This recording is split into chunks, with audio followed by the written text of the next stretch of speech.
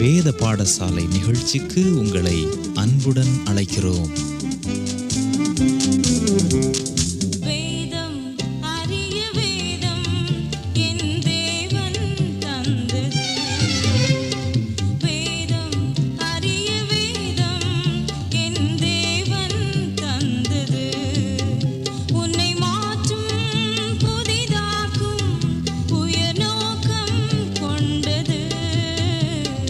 வேதம் அரிய வேதம் என் தேவன் தந்தது. கிறிஸ்துவுக்குள் பிரியமானவர்களே, தவறாது வேத பாடத்தில் கலந்து கொள்ளும் உங்களை அன்புடன் வரவேற்கிறோம். பவுல் அப்போஸ்தலர் கடிதங்களை சிந்தித்த நாம் புதிய ஏற்பாட்டின் மற்றொரு பகுதிக்கு கடந்து செல்ல இருக்கிறோம். இன்று முதல் நாம் புதிய ஏற்பாட்டின் பொதுவான கடிதங்களை சிந்திக்க இருக்கிறோம். பவுல் அப்போஸ்தலரின் கடிதங்களுக்கு பின்னால் வரும் கடிதங்கள் பொதுவான கடிதங்கள் என்று அழைக்கப்படுகின்றன. இப்பொதுவான கடிதங்கள் பொதுவான ஆசிரியர்களால் எழுதப்பட்டவை. மேலும் இக்கடிதங்கள் பவுலின் கடிதங்களைப் போல தனிப்பட்ட திருச்சபைகளுக்கு எழுதப்படவில்லை. உதாரணமாக, பவுல் கொரிந்திய, கலாத்திய, எபேசிய திருச்சபைகளுக்கென்று கடிதங்கள் எழுதினார். ஆனால் இந்த பொதுவான கடிதங்கள் குறிப்பிட்ட திருச்சபைக்கென்று எழுதப்படவில்லை. இன்று நாம் பொதுவான நிருபங்களுள் முதல் நிருபமான எபிரேயருக்கு எழுதின நிருபத்தை சிந்திக்க இருக்கிறோம். இந்த நிருபத்தை தலை சிறந்த ரகசியம் என்று அழைக்கலாம். ஏனென்றால் இந்த நிருபத்தை எழுதியது யார் என்பது நமக்கு தெரிவிக்கப்படவில்லை. இக்கடிதமானது அப்போஸ்தலனாகிய பவுலால் எழுதப்பட்டிருக்க வேண்டும் என்று சிலர் கருதுகின்றனர். இந்த கருத்தானது அநேக வேத அறிஞர்களால் ஏற்றுக்கொள்ளப்படவில்லை.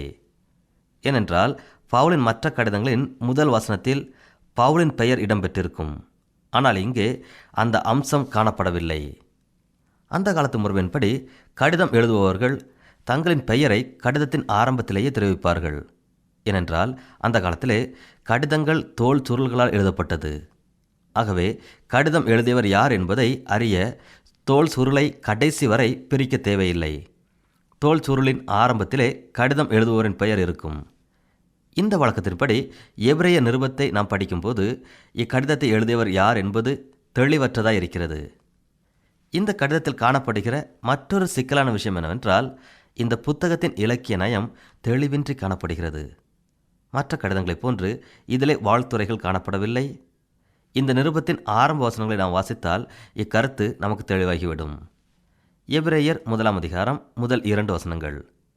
பூர்வ காலங்களில் பங்கு பங்காகவும் வகை வகையாகவும் தீர்க்கதரிசிகள் மூலமாய் பிதாக்களுக்கு திருவுளம் பற்றிய தேவன் இந்த கடைசி நாட்களில் குமாரன் மூலமாய் நமக்கு திருவுளம் பற்றினார்.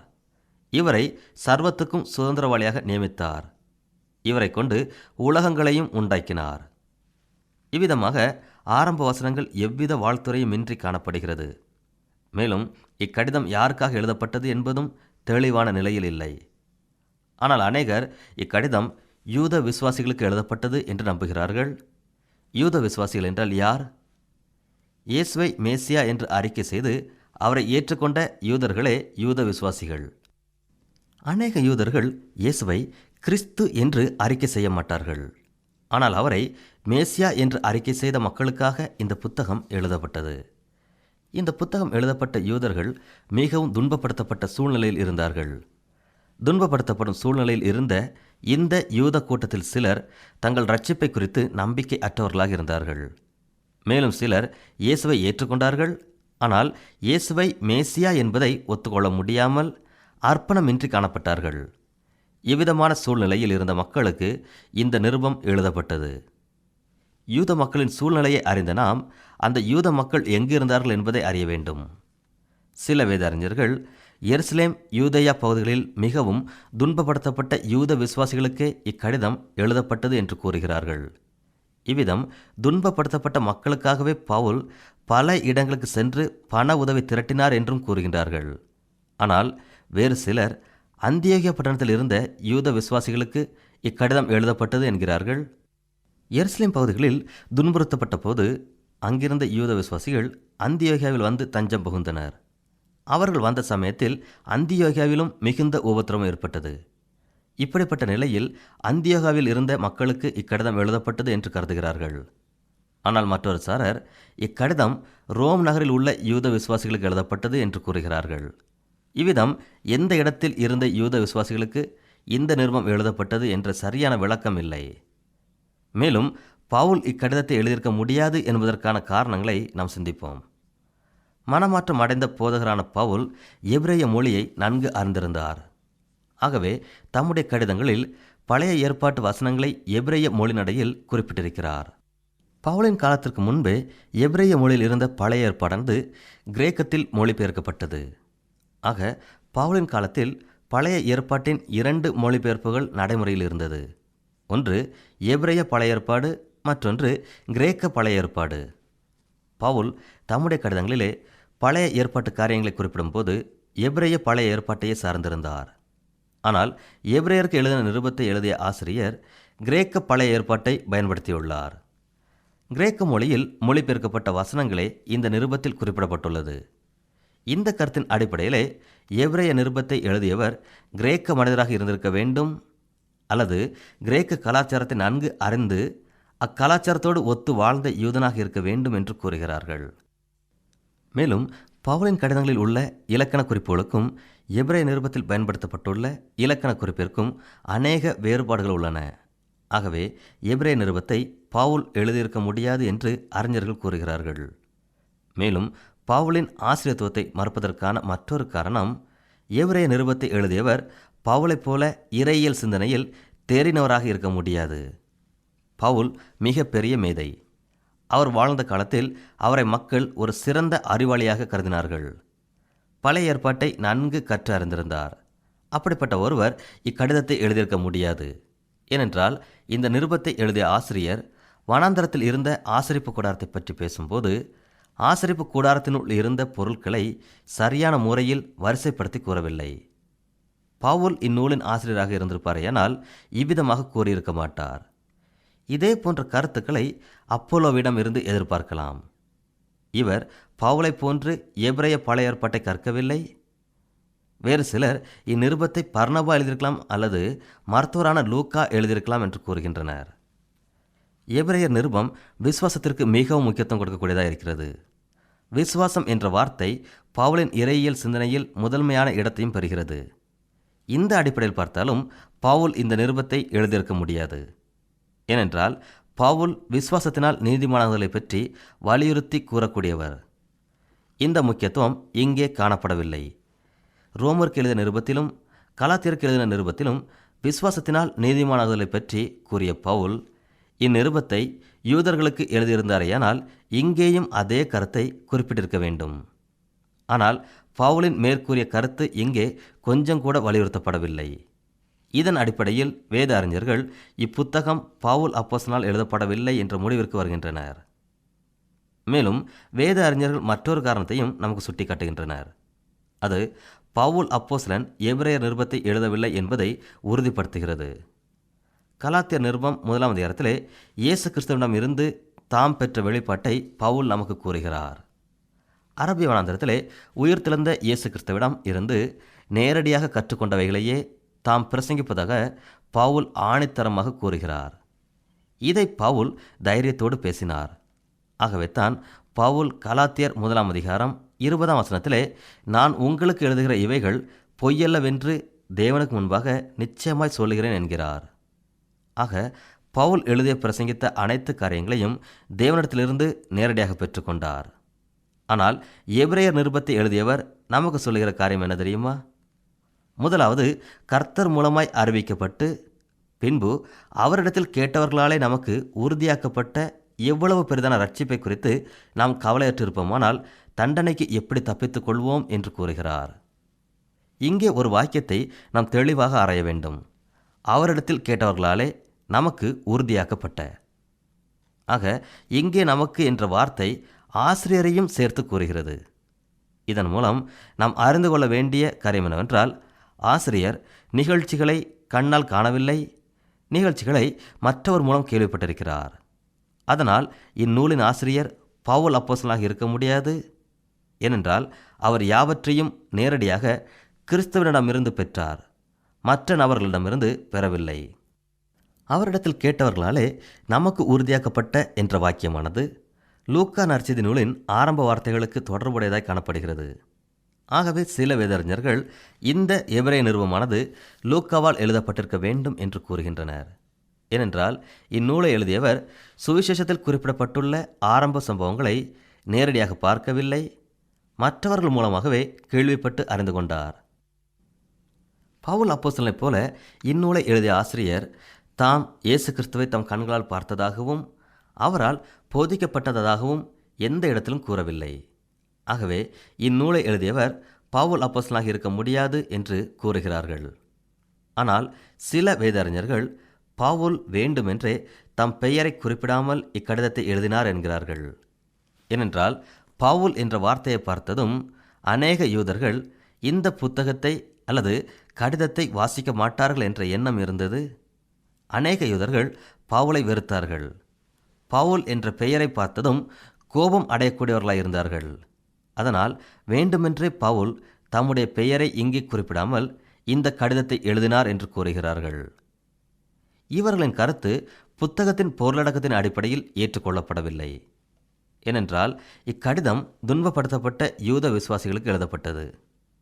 இவ்விதம் விசுவாசத்தில் இருந்த யூத விசுவாசிகளுக்கு பவுல் இக்கடிதத்தை எழுதியிருப்பாரேயானால் நிச்சயமாக தம்முடைய பெயரை குறிப்பிட்டிருக்கலாம். தம் யூத தன்மையை மறைத்து பேசுவது அர்த்தமற்றதாய் இங்கு காணப்படுகிறது. ஆகவே இக்கடிதம் பவுல் அப்போஸ்தலனால் எழுதப்படவில்லை என்று வேத அறிஞர்கள் திட்டவட்டமாக கூறுகிறார்கள். இவ்விதம் இந்த புத்தகத்தை எழுதியது யார் என்பது தெளிவற்றதாக இருக்கிறது. இந்த புத்தகத்தை யார் எழுதினார் என்பது நமக்கு முக்கியமான காரியமல்ல. இப்புத்தகம் நம் கையில் இருப்பதற்கு தேவன் காரணமாக இருந்தார். அதுவே மிக முக்கியம். இந்த புத்தகத்தில் அநேக காரியங்களை தேவன் நமக்கு கூறியிருக்கிறார்.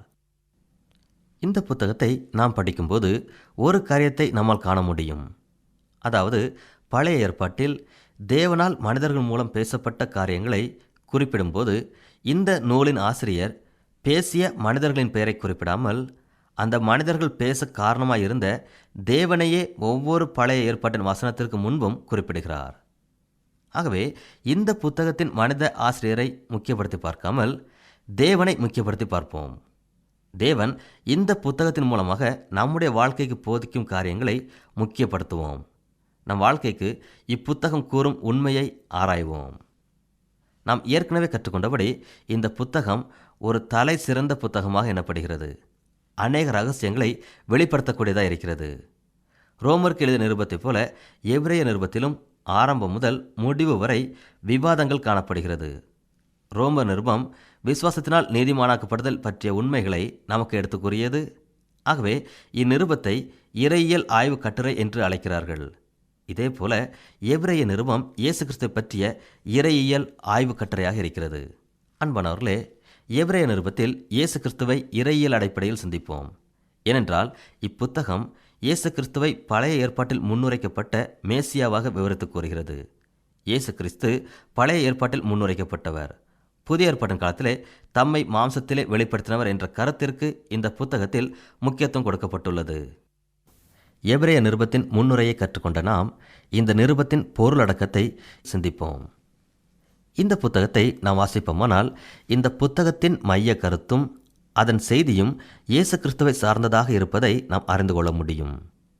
இப்புத்தகத்தை தெளிவாக அறிந்து கொள்வதற்கு முதல் வழி தொடர்ச்சியாக சீராக நாம் இந்த புத்தகத்தை படிக்க வேண்டும். இவ்விதம் வாசிக்கும்போது தெளிவான கருத்துக்களை குறித்து வைத்துக் கொள்வது மிகவும் அவசியமானதாகும். கவனத்தை சிதறடிக்கும் வண்ணம் இந்த புத்தகத்தை நாம் வாசிப்போமானால் இதன் கருத்தை எளிதில் புரிந்து கொள்ள முடியாது. ஏனென்றால் இப்புத்தகத்தின் ஆரம்பம் முதல் முடிவு வரை அநேக விவாதங்கள் காணப்படுகிறது. இந்த நூலை எழுதிய ஆசிரியர் பழைய ஏற்பாட்டிலும் புதிய ஏற்பாட்டிலும் உள்ள இயேசு கிறிஸ்துவை பற்றிய உண்மைகளை இங்கே கூறுகிறார். ஆகவே இந்த புத்தகம் வேதாகமத்தின் திறவுகோலாயிருக்கிறது. வேதாகமத்தின் அனைத்து புத்தகங்களும் ஆவிக்குரிய தியான உண்மைகளை நமக்கு வழங்குவது போல இந்த புத்தகமும் நம்முடைய அன்றாட வாழ்க்கைக்கு அநேக ஆலோசனைகளை வழங்கக்கூடியதாக இருக்கிறது. மேலும் இயேசு கிறிஸ்துவை பற்றிய இறையியல் ஆய்வு கட்டுரையாக இப்புத்தகம் இருக்கிறது. வேதாகமத்தின் மற்ற புத்தகங்களை காட்டிலும் எபிரேயருக்கு எழுதின நிருபம் பழைய ஏற்பாட்டிற்கும் புதிய ஏற்பாட்டிற்கும் இடையே சிறந்த உறவை ஏற்படுத்தக்கூடியதாக இருக்கிறது. மேலும் நம்முடைய விசுவாச வாழ்க்கையில் காணப்படும் அநேக கேள்விகளுக்கு இப்புத்தகத்திலே பதில்களை காண முடிகிறது. ஒரு சில கேள்விகளை ஞாபகப்படுத்திக் கொள்வோம். இன்றைய நாட்களில் நாம் ஏன் மிருகங்களை பலியிடுவது கிடையாது? தேவ மக்கள் ஏன் தேவனுக்கு பலி செலுத்துவதை நிறுத்தினார்கள்? பழைய ஏற்பாட்டு காலத்தில் இருந்த மக்களைப் போல நாம் ஏன் மோசேயின் நியாயப்பிரமாணத்திற்கு கீழ்ப்படிவதில்லை? கிறிஸ்துவின் சிலுவை மரணத்திற்கு பின்னர் வாழும் மக்களுக்கும் அதற்கு முன்னர் வாழ்ந்த மக்களுக்கும் இடையே காணப்படும் வேறுபாடு என்ன? பழைய ஏற்பாடும் புதிய ஏற்பாடும் எவ்விதம் தொடர்புடையதாக காணப்படுகிறது போன்ற கேள்விகளுக்கு வேதாகமத்தின் மற்ற புத்தகங்களை காட்டிலும் எபிரேயருக்கு எழுதின நிருபம் தெளிவான விளக்கம் கொடுக்கிறது. எபிரேய புத்தகத்தை நாம் படிக்கும்போது 3 வார்த்தைகளை மிகவும் தெளிவாக கவனிக்க வேண்டும். முதல் வார்த்தை முன்பை விட சிறந்த, 2ஆம் வார்த்தை விசுவாசி, 3ஆம் வார்த்தை ஜாக்கிரதை. இந்த 3 வார்த்தைகளையும் நாம் கவனிக்க வேண்டும். எபிரேய புத்தகத்தில் இயேசு கிறிஸ்துவை பற்றி அநேக விவாதங்கள் இருக்கின்றன என்பதை நாம் ஏற்கனவே கற்றுக்கொண்டோம். இப்புத்தகத்தில் காணப்படும் முதல் விவாதத்தின் கருத்து இயேசு கிறிஸ்து தலை சிறந்தவர் என்பதாகும். முற்காலத்தில் கோத்திர தலைவர்களுடன் தேவ வார்த்தையை பேசிய தீர்க்கதரிசிகளை காட்டிலும் இயேசு கிறிஸ்து தலை சிறந்தவர்.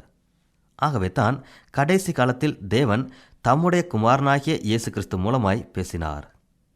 தேவன் தம்முடைய குமாரன் மூலம் கொடுத்த வெளிப்பாட்டு செய்தியானது அவருடைய தீர்க்கதரிசிகள் மூலமாக கொடுக்கப்பட்ட வெளிப்பாடு மற்றும் செய்தியை காட்டிலும் தலை சிறந்ததாக இருக்கிறது. இந்நூலின் ஆசிரியர் யூத விசுவாசிகளுக்கு இந்த நிருபத்தை எழுதியபடியால் அவர் அவர்களுடன் கூற விரும்பியது என்னவென்றால், அவர்கள் மதித்த உயர்வாக எண்ணின அனைத்தையும் காட்டிலும் இயேசு கிறிஸ்து தலை சிறந்தவராய் இருக்கிறார் என்பதேயாகும்.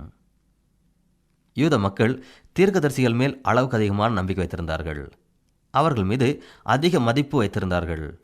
அதனால் இந்நூலின் ஆசிரியர் இயேசு கிறிஸ்துவின் மேல் நம்பிக்கை வையுங்கள், அவரே முன்னுரைக்கப்பட்ட தீர்க்கதரிசி, மேலும் அவர் தீர்க்கதரிசிகளுக்கெல்லாம் தீர்க்கதரிசியாக இருக்கிறார், முந்தைய தீர்க்கதரிசிகளை காட்டிலும் தலை சிறந்தவராய் இருக்கிறார் என்று கூறுகிறார்.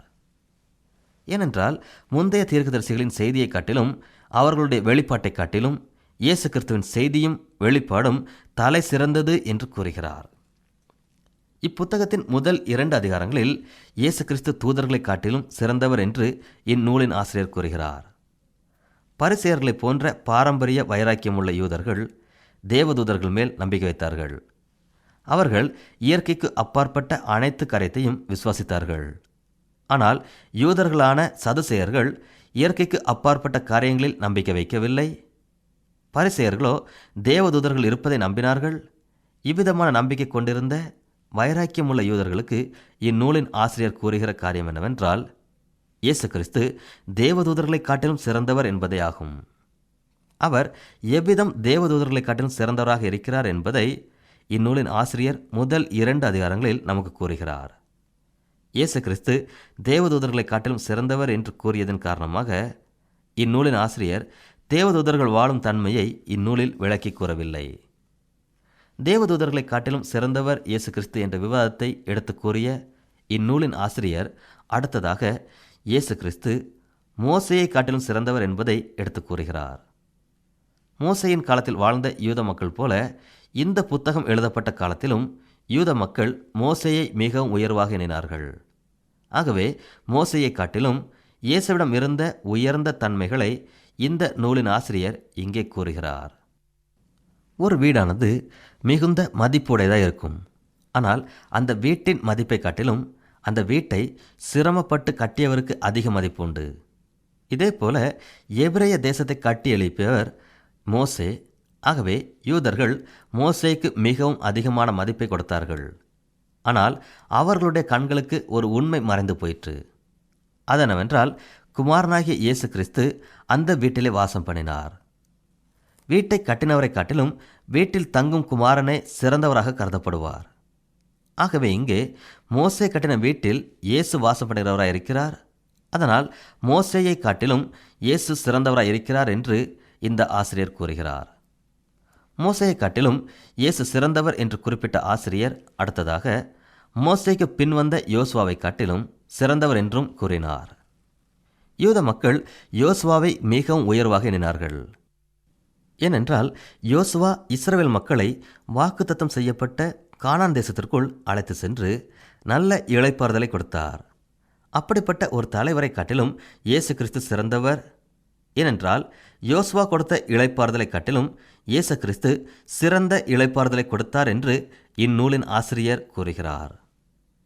யோசுவாவை காட்டிலும் தலை சிறந்தவர் இயேசு கிறிஸ்து என்று கூறிய ஆசிரியர் அடுத்து எல்லா ஆசாரியர்களை காட்டிலும் அவர் சிறந்தவர் என்று கூறுகிறார். அக்காலத்தில் ஆரோன் குடும்பத்தாரின் ஆசாரியத்துவமும் லேவி குடும்பத்தாரின் ஆசாரியத்துவமும் இருந்தது. யூதர்கள் இந்த ஆசாரியத்துவங்களை குறித்தும் அவர்கள் நிறைவேற்றும் அனைத்து பலி செலுத்தும் முறைமைகள் குறித்தும் நிறைந்த அறிவு பெற்றிருந்தார்கள். ஆகவே இந்த ஆசாரிய ஊழியத்திற்கு மிகுந்த மதிப்பு மரியாதை கொடுத்தார்கள். ஆனால் இந்த நூலின் ஆசிரியர் இயேசு கிறிஸ்து இந்த ஆசாரியத்துவங்களை காட்டிலும் சிறந்தவர் என்று கூறுகிறார். ஆசாரியத்துவங்களை குறிப்பிட்ட இந்நூலின் ஆசிரியர் உடன்படிக்கை குறித்தும் பேசினார். தேவன் நோவாவுடன் ஏற்படுத்திய உடன்படிக்கையையும் ஆபிரகாமுடன் ஏற்படுத்திய உடன்படிக்கையையும் மோசேயுடன் ஏற்படுத்திய உடன்படிக்கையையும் தாவீதுடன் ஏற்படுத்திய உடன்படிக்கையையும் எடுத்து கூறி இந்த உடன்படிக்கைகள் எல்லாவற்றையும் காட்டிலும் இயேசு கிறிஸ்து சிறந்தவர் என்று கூறுகிறார். மேலும் இந்த புத்தகத்தின் ஆசிரியர் வனாந்தரத்தில் இருந்த ஆசரிப்பு கூடாரத்தை பற்றியும் பேசுகிறார். மற்ற இடங்களில் கூறியதைப் போல இங்கேயும் இயேசு கிறிஸ்து ஆசரிப்பு கூடாரத்தை காட்டிலும் சிறந்தவர் என்று கூறுவார் என்று நாம் எதிர்பார்க்கலாம். ஆனால் அவர் மிகவும் அதிசயமான காரியத்தை இங்கு பகிர்ந்து கொள்கிறார். ஆசரிப்பு கூடாரம் பரிசுத்த தேவனை தொழுது கொள்ளும் முறைமைகளையும் அவரை அணுகும் விதிமுறைகளையும் எடுத்து கூறும் ஒரு மாதிரியாக இருக்கிறது. இந்த ஆசரிப்பு கூடார அமைப்பிலே சாலமோன் கட்டிய தேவாலயம் கட்டப்பட்டது. ஆசரிப்பு கூடார ஆராதனையில் கடைபிடிக்கப்பட்ட அனைத்து வழிபாட்டு விதிமுறைகளும் சாலமோன் தேவனுக்காக கட்டிய தேவாலயத்தில் கடைபிடிக்கப்பட்டது. ஆனால் ஆசரிப்பு கூடாரத்திலும் சாலமோனின் தேவாலயத்திலும் செய்த ஆராதனையானது பரிசுத்த ஸ்தலத்திலும் மனுஷரால் அல்ல கர்த்தரால் ஸ்தாபிக்கப்பட்ட மெய்யான கூடாரத்திலும் செய்யும் ஆராதனையை பிரதிபலிக்கிறது. பரலோகத்தின் ஆராதனைக்கு ஏற்றவாறு அமைந்துள்ளது என்று இந்நூலின் ஆசிரியர் கூறுகிறார். ஆசரிப்பு கூடாரத்திலே ஆசாரியனானவன் ஆட்டுக்குட்டியையாவது புறாவையாவது அடிக்க வேண்டும். அடிக்கப்பட்ட ஆட்டுக்குட்டியை வெண்கல பலிபீடத்தின் மேல் வைக்க வேண்டும். பின்பு ஆசாரியன் தன்னை சடங்காச்சார முறைப்படி சுத்திகரித்து கொள்ள வேண்டும்.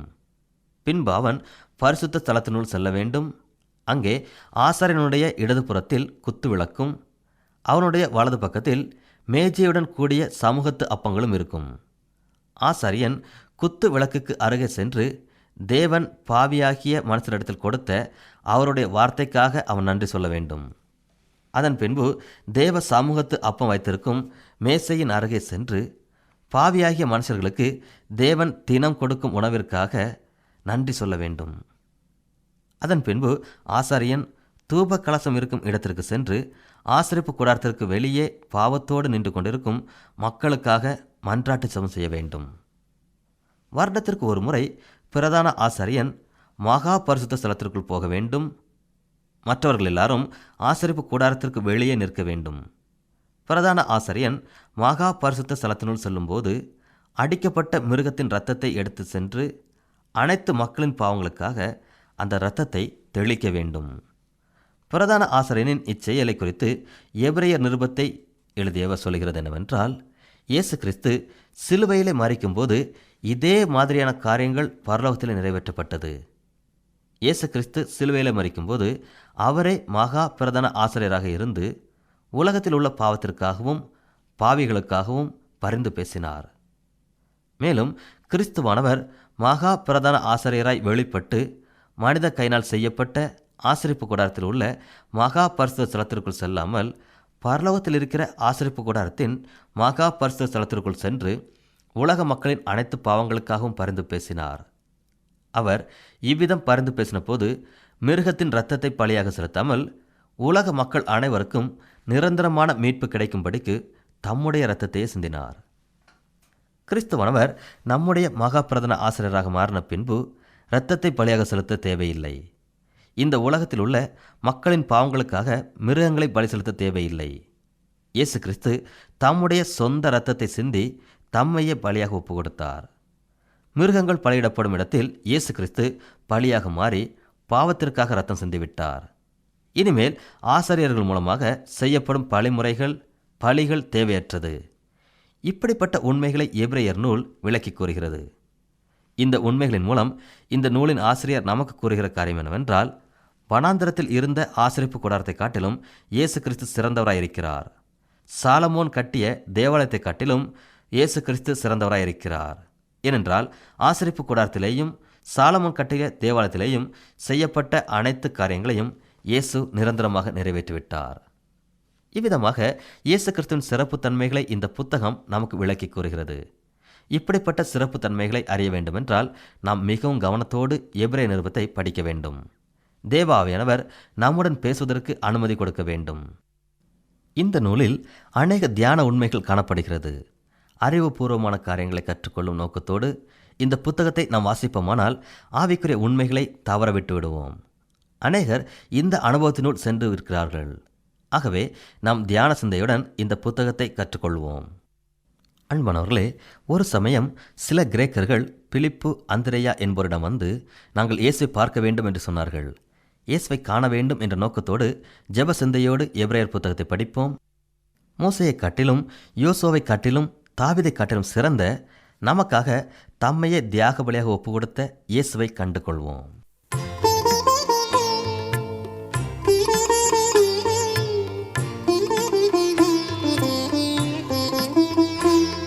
இந்நிகழ்ச்சியை கேட்ட உங்களுக்கு நன்றி கூறுகிறோம். இந்நிகழ்ச்சியில் ஒலிபரப்பாகும் வேத பாடங்களை பற்றி மேலும் அறிந்து கொள்ள இலவச துணை நூல் தயாராக உள்ளது. தேவைப்படுவோர் எழுதி பெற்றுக்கொள்ளும்படி அன்புடன் கேட்டுக்கொள்கிறோம். எங்கள் முகவரி: வேத பாடசாலை, தபால் பெட்டி எண் 1037, கீழ்ப்பாக்கம், சென்னை 10, தமிழ்நாடு. மீண்டும் கூறுகிறோம், வேத பாடசாலை, தபால் பெட்டி எண் 1037, கீழ்ப்பாக்கம், சென்னை 10, தமிழ்நாடு.